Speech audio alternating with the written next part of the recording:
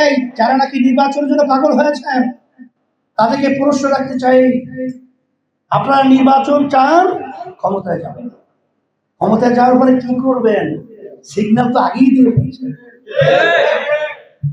সারা দেশের ভিতরে কারা লুট করছে, কারা চাঁদাবাজি করছে, কারা ঘাট দখল করছে, কারা স্টেশন দখল করছে, কারা বিভিন্ন কায়দায় কায়দায় অশান্তি তৈরি করছে, এটা আমরা বাংলাদেশের মানুষ দেখতেছি, দেখছি। এখন বলতে পারেন যে ব্যাপার কি, আপনারা নির্বাচন চাচ্ছেন, এখন পর্যন্ত আপনাদের দলীয় লোকদেরকে নিয়ন্ত্রণ করতে পারেন না, আপনার ক্ষমতায় গিয়ে কি করবেন?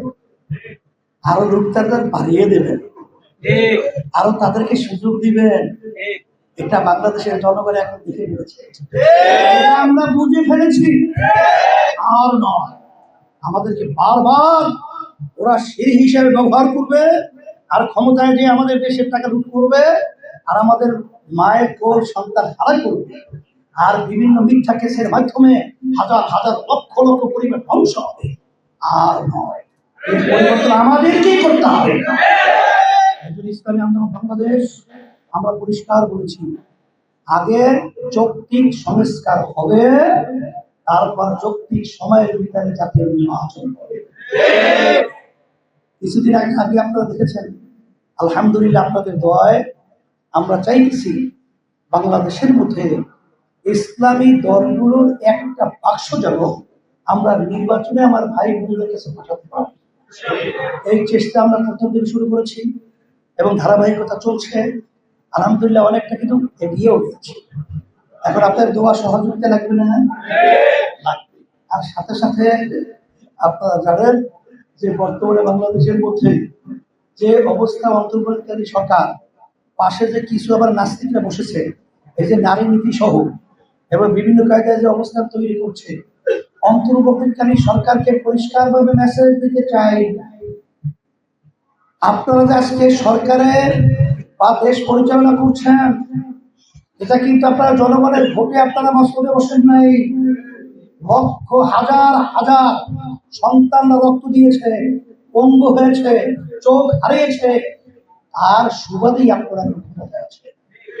দেশ সুন্দরভাবে চলতেছিল, এমন এক নীতি আদর্শ নারী নীতি যেটা প্রায় 30 থেকে 35 কোরআনুল কারীমের আয়াতে সম্পূর্ণ বিরোধী। এই নারী নীতি সংস্কার কমিশন প্রস্তাব দিয়েছে, এর মাধ্যমে দেশের ভিতরে কিন্তু আবার অশান্তির আগুন ধাউ ধাউ করে জ্বলবে।